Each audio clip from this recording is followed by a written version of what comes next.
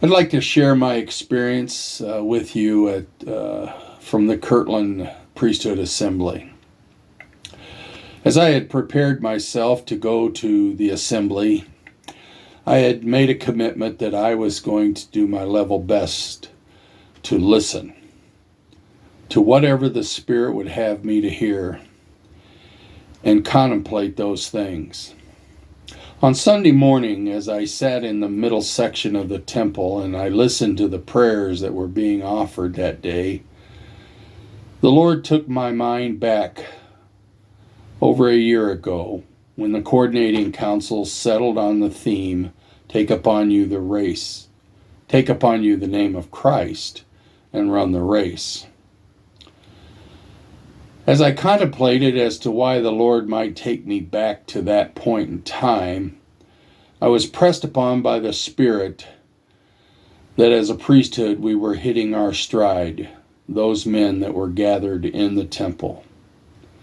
But that there would be a time come when we would hit a kick point in which we would have to increase our effort in the race. And this was my confirmation to the Lord's message brought to the priesthood the evening before. Now, having done some running in my day as in school, I wondered at the words stride and kick point, as they are something that is associated with running.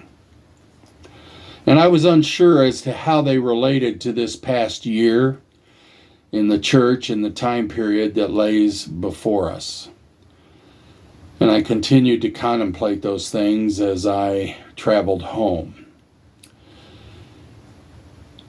And again, the Lord's Spirit pressed upon me, and I believe this is what the Lord wanted me to understand. A runner's stride is that cadence that he sets in covering the most distance, where the runner is covering the ground at a pace needed to position himself to cover that final distance of the race. That final distance is called the kick point. Up to that point, the runner has been pushing himself near his limit for the race's duration. The kick point comes as the spot in the race where the last little bit of the race needs to be run, and it's where the race is won or lost. But it's also the point where the runner is just simply wrung out. His mind is screaming for him to stop. He's pushed to the limit physically, emotionally, and yes, even spiritually. But he also understands he counts it a loss if he just simply gives in and coasts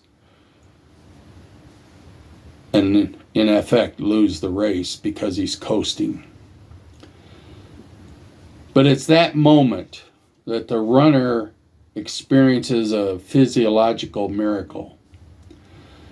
He summons all the energy that he doesn't think he has and all the desire he has to increase his pace and to sprint to the finish line. And I believe, as I've contemplated this, the priesthood who were at Kirtland this year are beginning to reach their stride, and they'll soon start to feel the pain of running at the pace required of us. But at a certain point, perhaps 2 years from now, God will give us that final push to get the church in the position that it needs to be in order for His work to be completed. That was my experience at Kirtland this year.